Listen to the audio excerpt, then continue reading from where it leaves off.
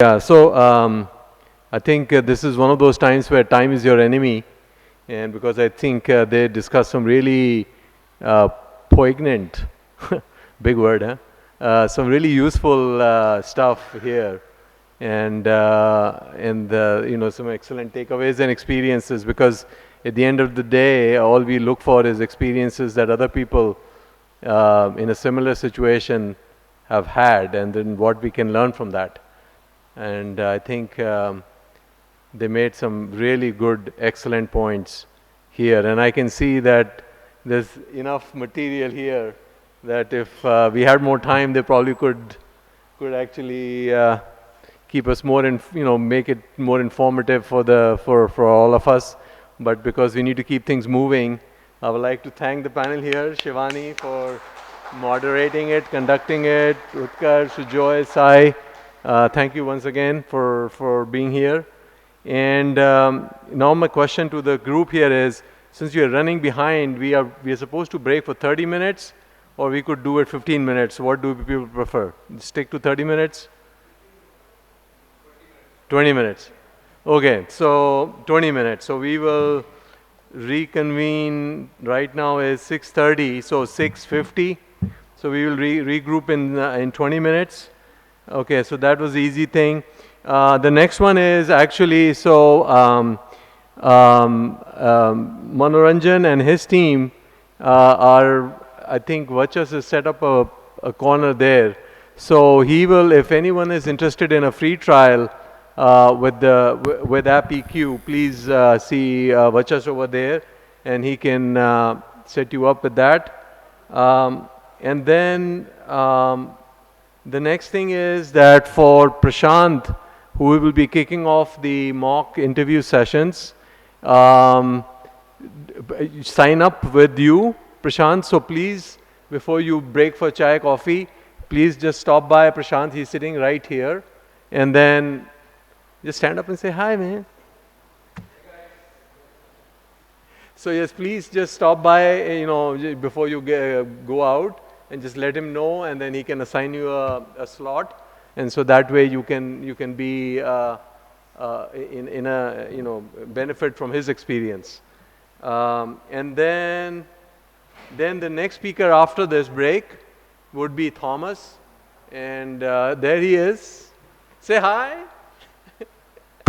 Okay, thanks, Thomas. So there we go. So 6:50 we will be back with Thomas and people who want to talk to Vachas over there at PQ, and then people who want to register with Prashant over here, and rest of the folks go get some chai, coffee, and munchies. And the original time for this panel was 7, and then we kind of running late. So we are going to kind of do switch. So we will go with the panel first, and then we will shift to the rest of the agenda in this session. So I hope people are not too disappointed in any way. But, plus this panel is also going to be just as lively as the last one. So without further ado, let me ask Anup to take stage, and I'll just quickly, briefly introduce Anup. And then Anup, like we did in the last panel, everybody will get a chance in the panel to introduce themselves and do that. So Anup is a product and partner manager, management expert with over 5 years experience in handling products and managing partners across FMCG and OTT. He is a true customer-first professional and passionate about his learnings that he offers, to others. He's from IM Cal and currently working in Hyderabad. So with that, Anup. Thank you,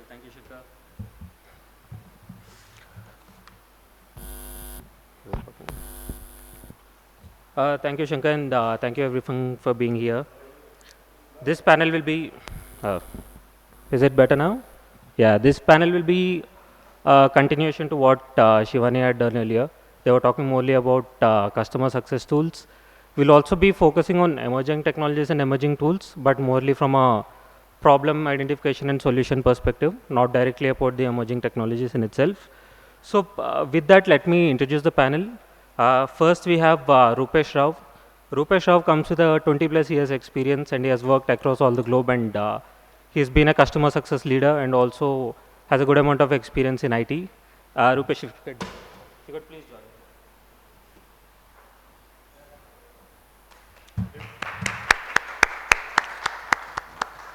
So Rupesh is also a founder of Cognizance. Cognizance is mostly working in the onboarding part of the customer success life. Up next, we have the IPQ team. Firstly, from IPQ, we have Manoranjan. Manoranjan also comes with 2 decades of experience working as a customer success leader. He is the co-founder at IPQ. Thank you, Mano. Up next, we have Rajat. Rajat is the co-founder at IPQ. He comes with a vast experience successfully handling delivery and managing business partnerships. Prior to his entrepreneurial journey, he has also founded few other firms, if I'm correct, and he has worked with HP. Thank you, Rajat. Next, we have an young entrepreneur. We have Keshav. He comes with a 5 years plus experience in the customer success space. He is the co-founder of Telescope. It's a platform specially designed for analysis and helping the renewal teams. It's okay, I can manage either ways.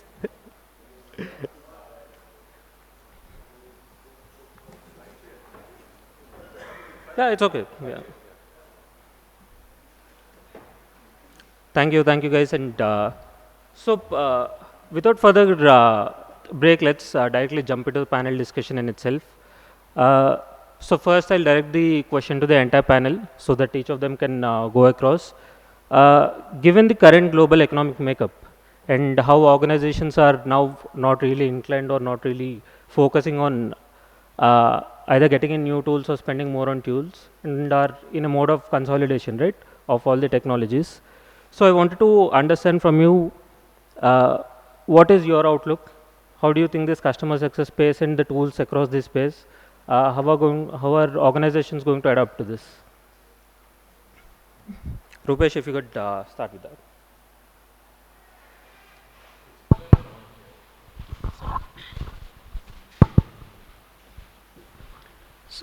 So you want to talk about the onboarding?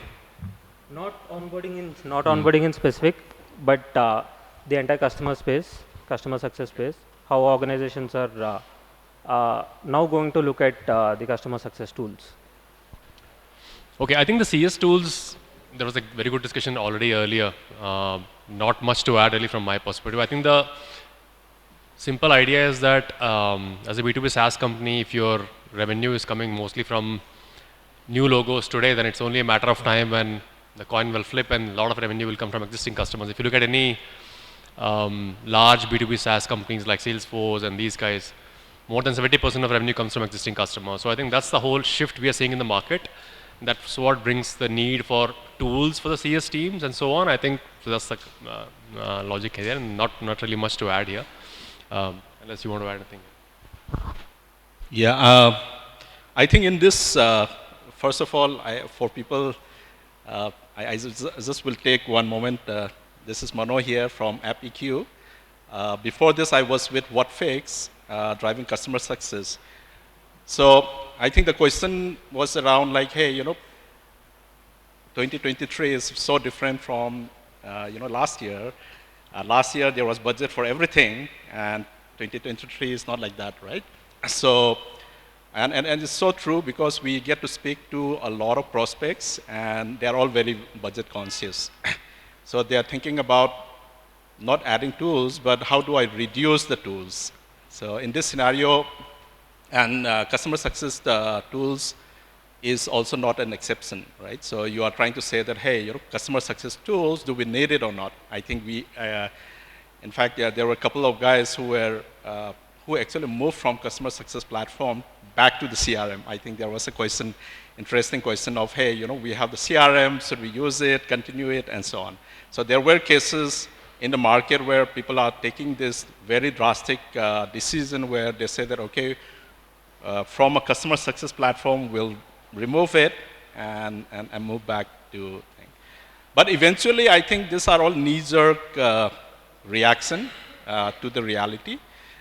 In essence, what will drive is that overall from a value standpoint at the organization, right? So like say Rupesh was telling that, hey, we have a lot of revenue coming from existing accounts and those are not showing the results to the company's revenue, then they will start retrospecting to say that, hey, what change did we make? We cut down on the tools, and that probably did not have a great impact, right? So some of them are knee-jerk reactions, and it's bound to happen, but I think in long term, still people will continue to invest in customer success tools.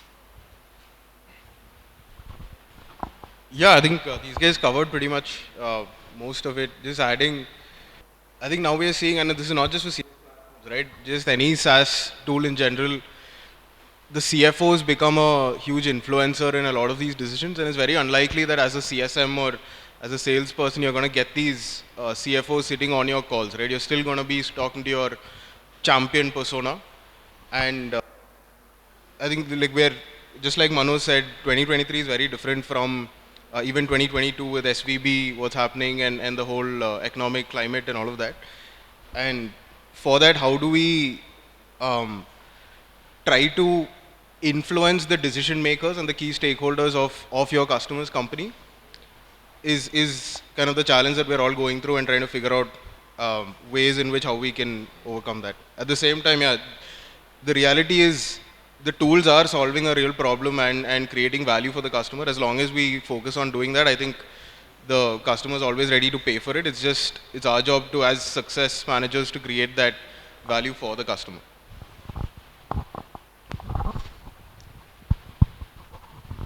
Thanks, Keshav. So I'll just put my 2 cents on this. Rajat here from IPQ.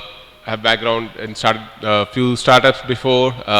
I don't come from CS background per se, but I've experienced it both from the other side, selling to customers, and what are the challenges which we see from a CS standpoint.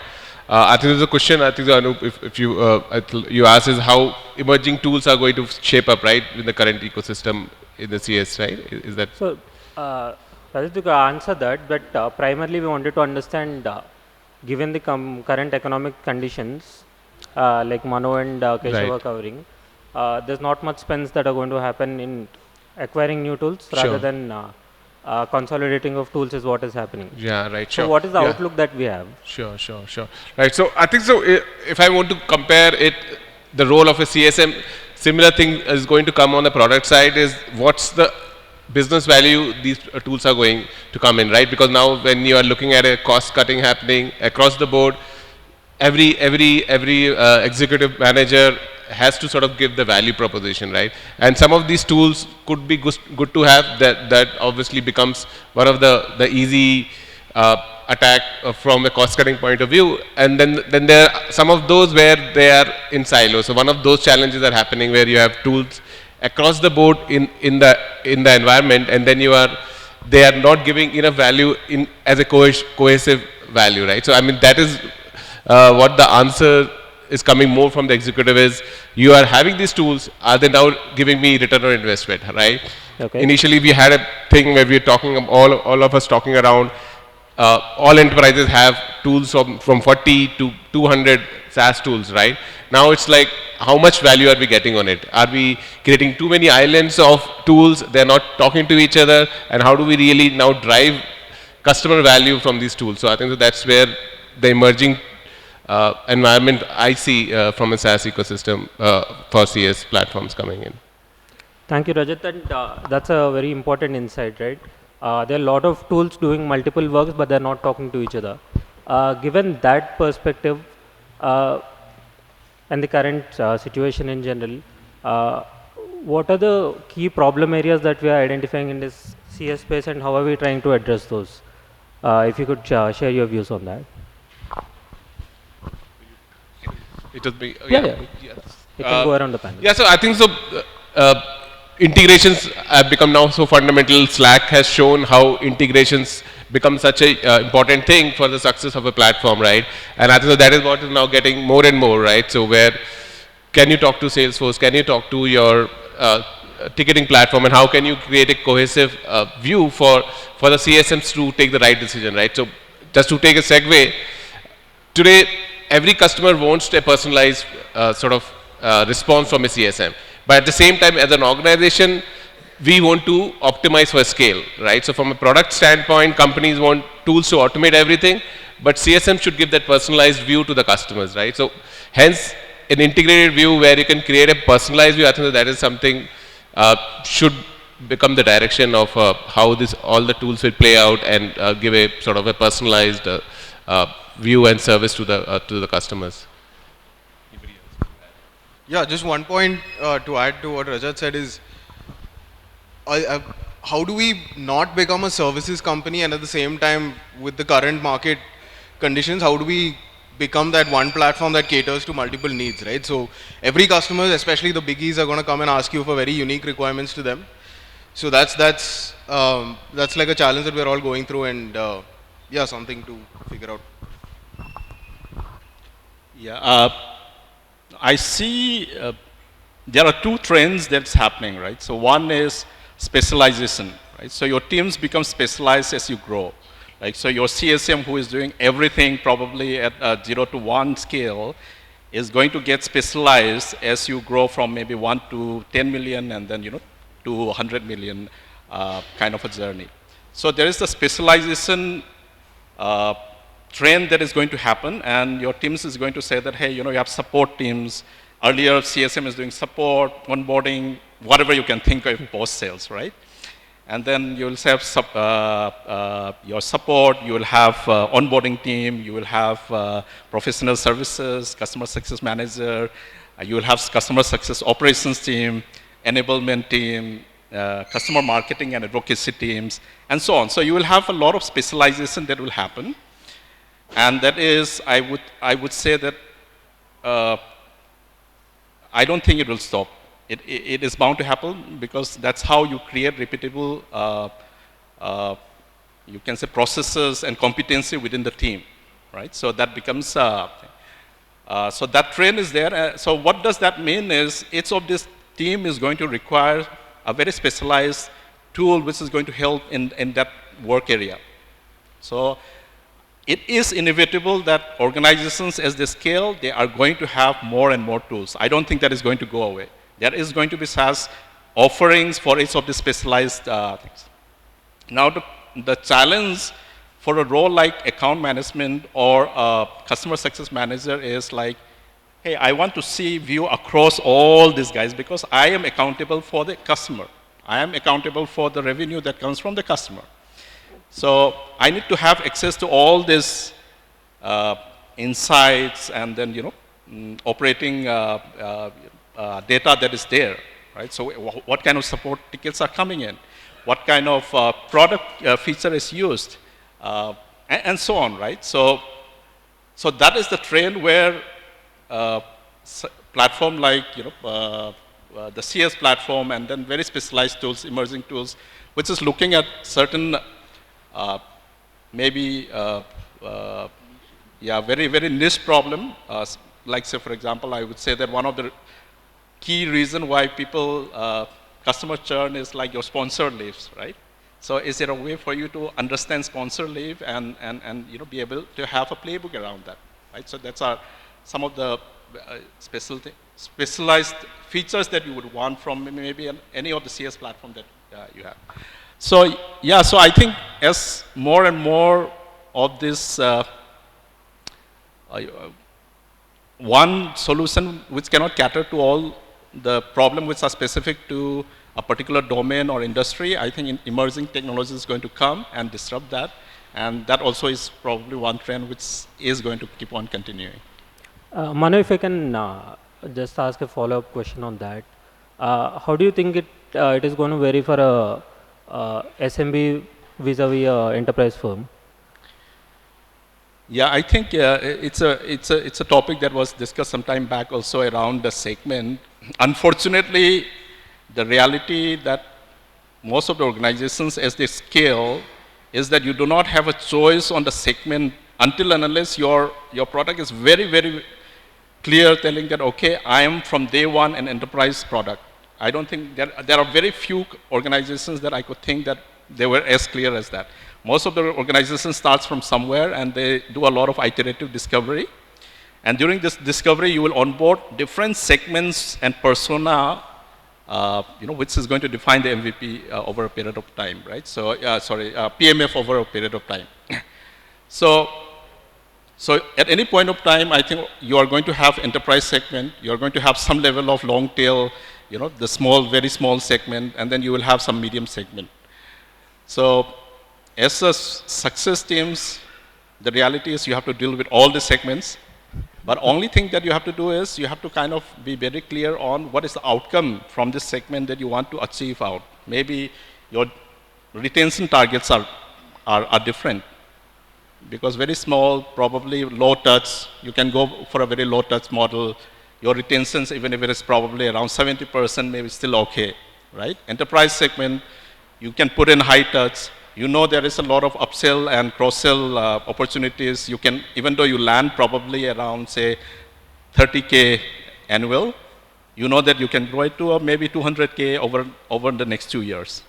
So it's okay for you to kind of put in a high touch thing. It's an investment, and you can grow from there. So enterprise segment, definitely I would say I would generally prefer our high touch, and I've seen the results work where we were able to scale from as high as within a year. I think almost some of the really well fit, well deployed, we were able to increase almost 20x the initial land. So that is the kind of upside you can get if you get it right. Thanks, Manu. Yeah. Rupesh, you want to add something to that? So I think what the new trend we are seeing in the emerging tools is that if you look at the sort of the first wave or the first generation of tools we have had, it was by design a tool made for a team, right? So we have a CRM tool made for sales team, we have a Jira for a product or tech team, then we had support tool for support team, then we had CS tool for CS team, right? But the reality is that these all teams have to work together, right? So while APIs can solve this problem to some extent, but still they don't quite cut it. So that is where we are seeing the new emergence of tools which solve for this cross-functional collaboration, right? I think in every company, though we have so many tools, still we have a disconnect between sales, CS, implementation and product, right? Because these teams are working on their own tools, right? A product team will never come to Gainsight. They will not use CS tool for their day-to-day job. Whereas a CS team will not go to Jira. A sales guy will not come to Gainsight, and an engineering team will not go to a CRM, right? So it's kind of quote unquote broken, where these people have to work together and they are working in their own silos and sort of filling these gaps in Slacks and emails and God knows what, right? So that is the first generation of tools. And I think the second generation of the emergence of new tools is what will bring this cross-functional collaboration into a more meaningful sort of meaningful way, right? So that, because if you look at the customer journey, right, in every sort of juncture, there are multiple teams involved. So even in the sales and pre-sales stage, you have multiple teams involved. You have sales team, you have marketing team, you have pre-sales team, right? And then the sales, the deal is closed, then there is a handover, right? Now handover happens between sales, CS, implementation and product sometimes. So how is this handover happening? It's again happening in documents and Excel, although we have all these tools. Then during onboarding and implementation. Now during onboarding and implementation, that's the most complex and most heavy lifting phase where everybody is involved.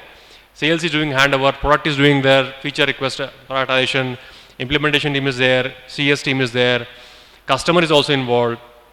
How is this collaboration happening, right? So that is another pain point kind of not really solved very well. Then during the post go live, again you have got account management team, product team, engineering team solving the bugs and whatnot. So I think that is where we see that new generation of tools will solve for this cross-function collaboration, right? So those are my thoughts. So Rupesh, if I could catch for a moment there on the onboarding part of it. So you've been working in the onboarding phase of a customer success life cycle. So what do you think are the key challenge areas or key emerging trends or problem areas that you have seen? Okay, well, it's a great question. I think the first thing we have to understand is why is customer onboarding becoming important? Just a show of hands, how many of you are sort of, or your company does onboarding or implementation? Unless you are a plug and play tool, there will be some level of implementation, onboarding involved. So just a show of hands, how many of you are doing onboarding implementation? Okay, some of you, right? Now the reason why onboarding implementation is becoming important is that today most of the companies are now tracking some CS metrics, right? If you look at the CS metrics, every company is now tracking our NPS, then adoption, then you have retention, then you have expansion, then you have customer advocacy. If you look at all these metrics, they are great metrics, but the problem is they are more lagging indicators of customer success. And they are all connected, right? So for advocacy, you should have had a happy customer who has expanded with you, so then upsell, cross-sell. Upsell, cross-sell depends on retention, because if the customer is not even renewing, no point in, they're not going to expand. And then retention depends on adoption. If they're not use their tool, obviously they will not renew. Now adoption depends on NPS. If they're not a happy customer, then they will obviously not use. Now beyond NPS, like what is the root cause of all these things? Let's say your company is not doing well in one or more of these metrics. Let's say NPS is down, adoption is not going well. Then how do you figure out what is the previous step in the customer journey that went wrong? I think earlier also people talked about, and Arvind ji also talked about the value delivery. So now this whole value delivery is becoming more important for every company, that if we don't do value delivery well, then all these metrics kind of go for a toss, right? And even if you have the best CS tool, kind of they cannot help you, right?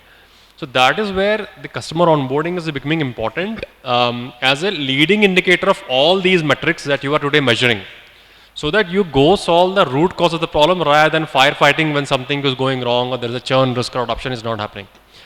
So, and now what we are seeing in the onboarding space is that these are becoming the sort of setting the stage for success for all these metrics, because the value delivery really starts from the pre-sales, as early as the sales and pre-sales stage, right?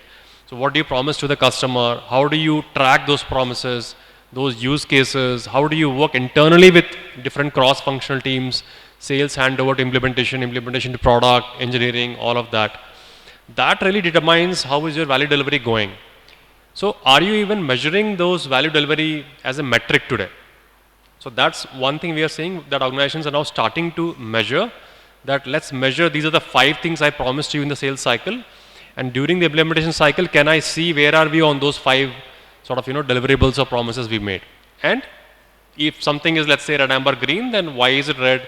Is it red because it's a new feature request? Is it red because the customer has not done something, they have not shared some data? Where is it, right? Because ultimately, time to value, which I'm sure you all must have heard, is now becoming a new key metric, which is very, very important, which will determine your destiny for all these metrics, right? NPS, adoption, and all of that. So measuring time to value is becoming a new trend. And how do you measure that? Is tracking all the way from sales or pre-sales. So the new metrics are more like, right from the pre-sales stage, people are now tracking, okay, let's talk about, if we have a prospect, then let's have a meaningful conversation on if it's a good fit customer or a bad fit customer. So we all know, I'm sure you would have gotten your fingers burnt, that if your sales team signs a bad fit customer, then it's just, time bomb ticking, and one day the customer is going to churn. So can you measure the good fit, bad fit customer in the pre-sales stage itself, right? Based on what they are asking, what is your product capability, what is not in the product, what is in the roadmap, when can you deliver, when is their go live date? All of this meaningfully, if you can kind of, crunch and figure out, okay, this is a bad fit customer, we should either say no, or it might be a $5 million customer, large fish, then you still take it, but then you get your product team aligned upfront rather than later on, firefighting. So that is one thing that is happening. Second thing is measuring time to value, right? So from the time you contract signed to the go live, if you took 6 months to implement, I think people talked about some CS tools as an example, right? Not a great example, because then if you have used 6 months to implement, then your renewal kind of becomes at risk. It's going to say, we didn't use your tool, and becomes an issue. So that's another thing people are now measuring. The third thing is what I mentioned earlier, the cross-functional piece, right? Because if your cross-functional collaboration is quote unquote broken, then your value delivery is definitely at risk. Something will get dropped by engineering or product, or sales would have promised something and somewhere it gets lost, and when the customer goes live, we all know immediately there are like 3 P1s raised and customer expectation mismatch, and they will say this is what I thought I will get, and your sales team said XYZ and it's not there. So all that firefighting starts, right? So 3 things are now emerging as metric that customers are tracking: the good fit, bad fit customer, the time to value, and then the internal cross-functional collaboration. So that's what we are seeing as the new trends. Thank you. Thanks, Rupesh. Just as a follow-up to that, now let's try and track the customer success life cycle, right? Rupesh had given some great inputs into the onboarding phase. Next is where the expansion, renewal, and retention phase comes in, right? And this is where I'd like Mano, Rajat, and Keshav to add some inputs. What are the future trends that you're seeing? What are the key problem areas that are emerging? We have seen a lot of tools that are being incorporated. Like Mano had previously mentioned, there's one specialized tool for everything. That eventually comes up with a few new problems to tackle.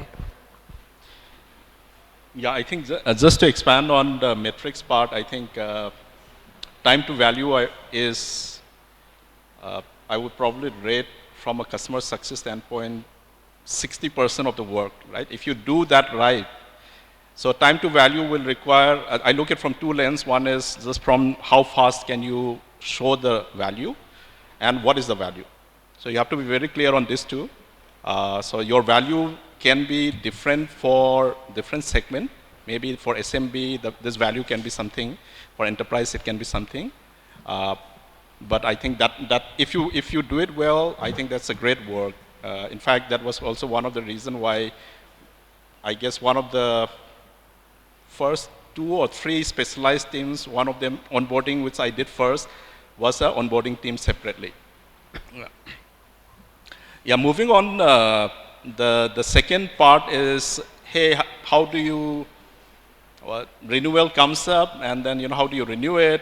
And then the second question was around, hey, can we expand on the existing customer base? And when is the right time for us to expand on the customer base, right? So it took us quite a number of iterations in my experience in my, in WhatFix. Again, from a churn standpoint, I think it's a lot towards what we call as this, one is the experience, another is the value, right? How are you able to architect this in the journey, the right value streams? It is not one shot telling that, okay, this is done, right? At least in our product, it was not like that. We used to say that, hey, onboarding, during onboarding, let's give this. And then we used to have quarterly plan to kind of say that, hey, quarterly we need to show. So for us, it was a lot around, hey, how do we show value and then show the vision of what we can impact their customers, so to say, KPI or their business goal. They also have a business goal in the end. They are not there to implement your product. They are there to meet their goals. So you understand their goals and try to say that how do I map the use cases and the things that we are going to deliver, which is aligned to that goal, right? So that is a lot of the effort goes around how do you drive that. The second is, how do you renew? When is the right time? A lot of times, I used to have a very notion telling that, hey, it's a very waterfall kind of a model where you say that you deliver some value. Is it not working?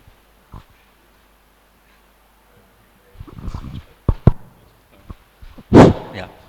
So used to think that it was a waterfall where you'd showcase certain value, and then only then you can go and upsell or cross-sell and things like that, right? So I don't come from a sales background. So I used to think that, hey, you have to demonstrate the value first, then only then you can upsell. But then we ran a lot of experiments. What we realized is that as soon as the sales is done and there is this moment, you can almost call it as a honeymoon period, right? That is also a very, if you are able to kind of orchestrate it really well and the experience is really high, and at that time, there is also a time for you to forge new relations. And there is also a time where you can expand a lot of your enterprise customers. And that is also one of the reasons why I said that 20x in the first year itself, is because we try to shorten the whole cycle of telling that we don't have to wait till the end where we showcase everything. We focus on on that comfort and the experience. And then obviously by the time you hit like the first value delivery, that's where you can probably crystallize your deals and things like that. So a lot of the tools that we, I mean, some of the insights, we still are work in progress, but insights is trying to say that, hey, using the existing data set that you have in your enterprise applications, such as your CRM, or your help desk, or your customer success platform, can we get that in? And then trigger out nudges for your team, whether it's account management teams or customer success manager, if it is some cross sales. So can we create those nudges to kind of say that, hey, this is what we call as a moment of opportunity. A great NPS has come, maybe it's a marketing advocacy moment of opportunity. It's a time to ask for a G2, maybe that's a time, right? Or maybe it's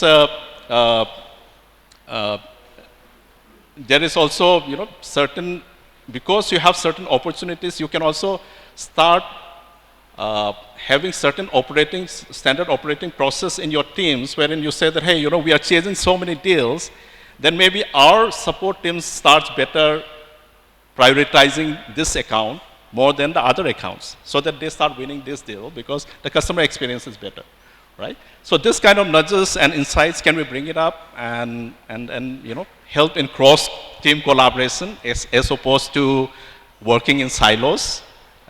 Support is working for, hey, our first time to resolution or time to first response. Instead of just working on that, they also start becoming a driver for closing deals, right? So can you drive that kind of a cross-team collaborations using the right data insights? So I think these are some of the trends which can help in expansion and retention. Yeah, so from a retention standpoint, I'm somebody who honestly believes that retention is not a customer success team problem, but the whole company should align to that, right? Purely because at the end of the day, as a company, you're directly measured. The success of a company is measured directly by the revenue that you generate. So every team that works, be it product support, marketing, sales, success, engineering, everyone's job is to ensure that the company keeps generating more revenue, be it through expansions or NRR, just retaining your existing customers, right? And as a success team, the whole goal is to become that cross-functional division who works alongside all these different teams to enable the customer to reach their business outcomes, just like Mano was mentioning. And I think one of the ways you can do that is, and it's not going to happen overnight, right? It's not something you can, one day before the renewal, it's hardly going to be the case where you can convince the customer to just renew for X kind of millions of dollars, hundreds of thousands of dollars. It's always about, and I'm a huge Kunal Shah fan, and he keeps talking about the Delta 4 concept. So for those of you who don't know, Delta 4 is purely before using your product and after. Is there a significant improvement in the value that you're creating? Right, again, that's something that as a customer success team, our job is to figure out what the customer wants from your product, why did they sign up in the first place, and ensure we deliver that value throughout the life cycle of the customer. And we do that by working with the different teams. Right? And at the same time, it's kind of point two is, again, because of the kind of market conditions that's happening today, it's very important to figure out who the decision makers are, right? So on one side, we're constantly, as a CSM, we're constantly going to be talking to somebody like lower down the chain in the company, more often than not, who is your power user or your champion, right? But at the end of the day, they are not going to make a renewal call. So recently I was talking to another kind of CS head who was telling me that although like the usage was going on well, all the metrics was going very well for a particular customer, because the founder knew another kind of the competition's founder, they just switched the company, right? Like because they just undercut by pricing and they made a switch.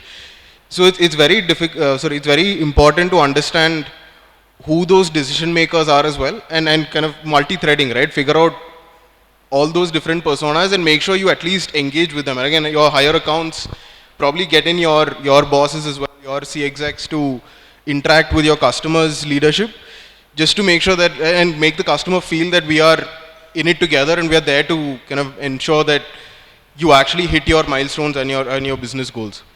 And one way we can make all of this happen is through data, right? So by how do you measure ROI is at the end of the day crunching of data, right? So be it product analytics or support score, whatever it is. As a CSM, okay. Yeah. So figuring out what metrics actually impact the customer and kind of aligning those with your goals. I think that's how we can chart out that retention plan for every customer and throughout the life cycle. Okay, I don't have much to add. I think so we have fairly covered. Just a quick point. I think so. I agree with what Rupesh, Manu, and Keshav has been sharing. And I think so. This is something which we are also seeing in general, also, right? I think so. I will take an example of how, say, OKR system, the objective and key results system, has helped in companies to align the team, right? So similarly, I think so. What now it is becoming more and more imperative for the customer success teams to be the galvanizing force within the organization to align all the teams towards a common mission, right? And that's where I think so. Tools obviously are one of the elements of passing that information across and making that flow happen, but how do we align the whole organizations towards the success of the customer and driving those success value, what we are talking about, value realization and eventual say value optimization, and how can we all sort of close that loop. I think the tools will move in that direction as we go forward. Yeah. Makes sense. One common theme that that has come across from all the four brand lists was importantly around data, right? According to you, what is one or two data points according to each of you is that currently we are not capturing effectively or we are not utilizing it effectively in a customer success life cycle? I think it always varies based on the company that you're at and the service that you provide, right? We have the generic NPS, support metrics, all of that. I mean, I think we all know about the common metrics that are there, but it's also important to sit down with your product team. At the end of the day, we are all here building software and technology, and your customers are here to buy that software as well. So it's very important for you to have a very close interaction with product and understand how are they looking at their product metrics, right? And that's something which, based on my experience, companies aren't doing that much of.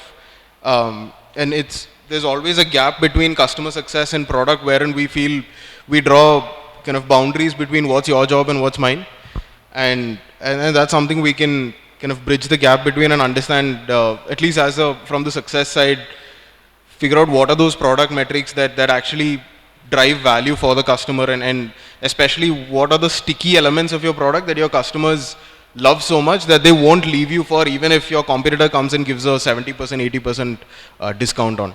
I mean, terms and conditions apply. So I think one key thing we are not measuring correctly, or again, I'll love to prove it wrong, is the value. So there are three parts of the value, right? One is the value promised during sales cycle. Then you're doing the value delivery during onboarding implementation. Then after the go live, there is value realization. So the value realization today, the way we measure is very product centric. All the CS tools we have, all the product usage tools we have, mixed panels of the world and Pendos of the world, they are more product focused. They will tell you this user went to this page, he clicked on this button, he clicked on this, whatever, right? But how does it tie back to the outcomes that were promised to the customer in the sales cycle? So your sales team sold 5 modules or 5 use cases to the customer. Now that's what the customer is paying for, those 5 use cases. Did they use those 5 use cases in the tool? How do you measure that? So I don't think the current tools we have, they can track this, because they have been designed to track the product usage by definition. But product usage is not really, it's means to an end. Product usage is not the end KPI for CS team. Your KPI should be what was promised, those 5 use cases. Did the customer consume those 5 use cases? And for example, each use case might involve the customer going to 5 pages, right? Let's say, I'll give you a simple example, right? Let's say the use case was, I am buying a payroll software, right? Or I'm buying a leave attendance tracking, right? So that is the use case that I should be able to execute my applying for a leave it getting logged somewhere, my manager approving it, and then I get the leave approved. That is the use case that I have sold to the customer in my HRMS system. Now, if you look at the usage tools we have currently, they will show you that, okay, this guy applied for a leave, that leave button was clicked, and very product centric. But the end-to-end use case, was it consumed by the customer successfully? How many times they are consuming it? How frequently they are consuming it? That is not being measured by the tools we have currently, right? So that's something I feel gap, and I think hopefully the emerging tools will solve for it. Yeah, I think I did a, I would say, an unsuccessful project trying to measure the value realization. And first of all, most of the CS platform doesn't have a framework for it where you can have a product usage and some reports and so on, but you're trying to say that, hey, every quarter I would want to start measuring outcomes which are more relevant for the customer, right? So, like I said, every quarter, maybe my target is like, hey, during the onboarding stage, I would want, like say if you are implementing a customer success platform, maybe the first thing is like, hey, I want to onboard all my 30 people into the platform and they are entering all their meeting notes. Okay, so my success criteria in this quarter is to kind of say that, okay, we would want to onboard all the people in this particular thing, and so that's now that, how do you translate into the product metrics? The second quarter can be, hey, they have done this. Now I have a playbook. Now the playbook is like 90-day renewal playbook. 90 days, before the 90 days, I have a playbook that has been defined, and on the first 90 day, I'm going to do a summary, executive summary of this account and do my forecasting. I'm going to forecast whether this account is going to renew or not renew. That's my first step in my playbook. And the CSM is going to do that, right? So very specifically, you are going to track telling that, hey, quarter to quarter or month to month, depending on the product, can you start defining what are the outcomes, what are the goals that not like, okay, maybe I want to deploy this module. No, but I would want to say that, hey, I would want to deploy 90 days playbook that will help me to impact maybe so many things. Maybe I had a missed renewals. There were maybe 20% renewals that we did not invoice on time. Maybe that could be a success criteria. And then I want to reduce it to 5%. Right? So you start, once you define that particular business outcomes, start defining what are some of the metrics and product metrics, you break it down. But I think, rightly said, this part, it was so difficult for me to tell the CSMs to say that, hey, think it from that perspective. All the CSMs are very, very comfortable to say that, hey, this feature uses. If I tell, I want to drive this feature uses, very clear. Okay? This is the feature I'm going to go and talk to my customer. They will go and do the product, product demo, so to say, for the thing, but not the use case. Why they want that particular feature.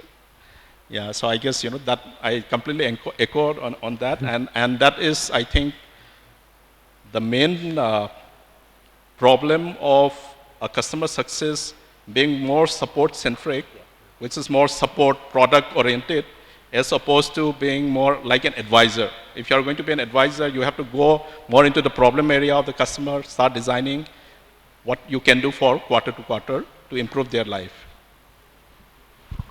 Thank you. And that's why, sorry, please. that's why interestingly, a lot of times we see that although the adoption product usage was okay, decent, right? Still the churn happened. Somehow during the renewal time, the customer will tell you, okay, not quite sure we got the value from the tool. We have been using it, but so that conviction is not there. So that's the fundamental root cause. Why? Because what they were promised, they didn't get that use case outcome out, and that's how it becomes a challenge. So I think that's one critical gap we see in the current tools. Anyway, would love to hear your thoughts. Anybody want to share anything or ask anything? Yes, I think there's a comment. Probably I'm a little confused because I'm getting different types of answers.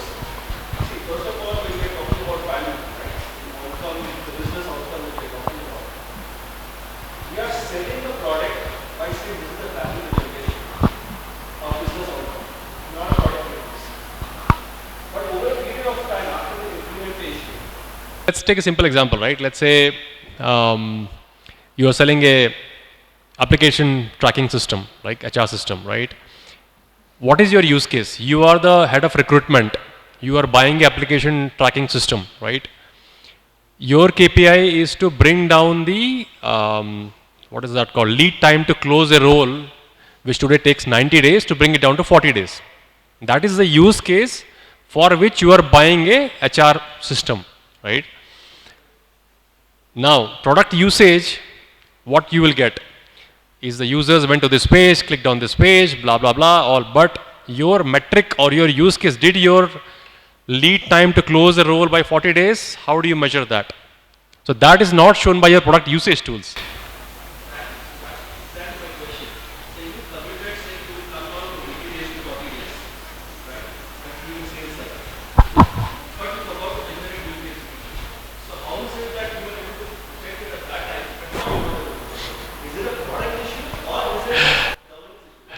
So that's the quote unquote sales. So in the sales cycle, the sales guy would have promised that, yeah, this is what my tool can do, right? This is my case studies and we have done this with the customers. But it's very, very, very hard to measure. And it's not an easy problem to solve. It's very, very hard because for measuring it, first of all, you should know the context of what was sold. And where is this information captured? That I will reduce your time to hire by 45 days. It's literally a text box in a SOW document, right? It's unstructured data. So that is the first problem, right? Anything unstructured data, you can't act on it, right? You are leaving for humans to remember it or execute it, whatever, right? So multiple points of failure. You have SOW document, which is talking about some use cases and metrics, which nobody reads after the deal is closed. Product team will do their own thing and something gets implemented and it will come out, and during adoption, somebody will raise a question, okay, we bought this tool for this, did we achieve that outcome? And the recruiter will say, not quite sure, and that's when the churn happens, right? Only one point to this is that if they are saying 80 days to 40 days, or 40 days to 50 days, and so on, I think if customer is not made out of it or they not mentioned it in contract, I think customer is too nice. Yes. I, as a customer, would be interested in seeing what you're presenting. Exactly. That's the whole point, right? That's the whole reason these tools should exist. But ironically, these tools are not measuring as of today this key point, right? What was promised? Are we delivering those promises? First of all, if you want to even know that, okay, forget about usage. During implementation, did we deliver this use case? That itself you can't tell today, right? So that's a key challenge. So that's some of the challenges emerging tools are solving already in some cases. But happy to chat about that if you want. Yeah. Any other questions from audience? I think there's one question.